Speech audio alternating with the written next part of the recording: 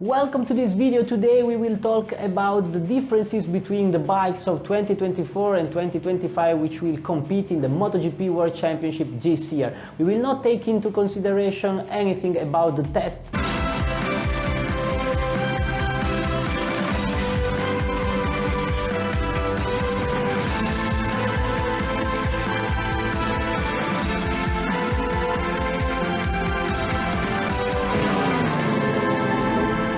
Let's start from Yamaha, because they were the biggest surprise of the tests, not improving in one single area but in many of the areas of the bike development.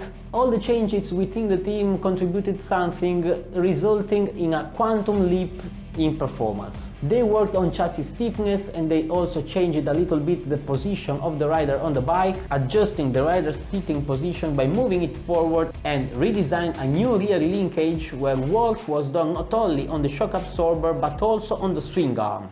Additionally, a new steering plate was introduced, and presumably they worked also on electronics in order to better transfer power to the ground while avoiding a spin effect on the rear wheel.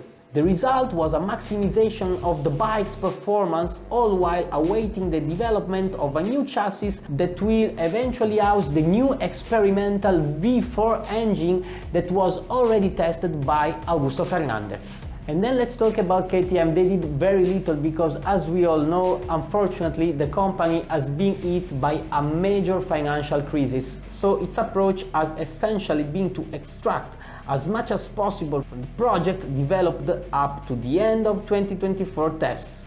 There are a few aerodynamics tweaks and a new exhaust valve similar to Ducati's, designed to get the most out of the engine, and a rear salad box where a Ducati-like mass damper system has been installed. The mass damper serves obviously to dampen vibrations and in certain grip conditions to prevent the chattering effect. Honda has made some changes to the rear of the bike, also introducing a Ducati-style salad box for the mass damper. The modifications on the bike are mostly aerodynamic and marginal, pending around mid-season the revolution led by Romano Albesiano, who is already working on the project, but he started very late to work on the 2025 season because he was locked by a contract with Aprilia until January of this year.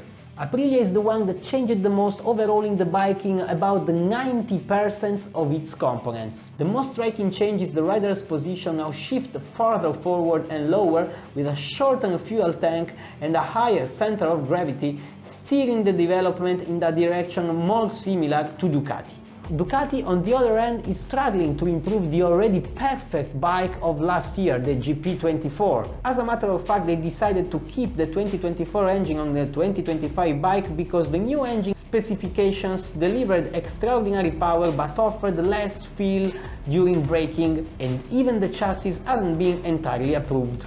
Meanwhile, it seems that there is going to be green light for the new aerodynamics pack. The 2025 air duct allows roughly 24% more air to be pushed toward the inner parts, and the new fairing features wings that act as flow diverters positioned in the lower part of the tail.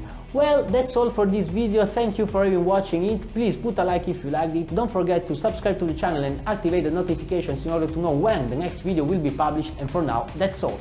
Ciao!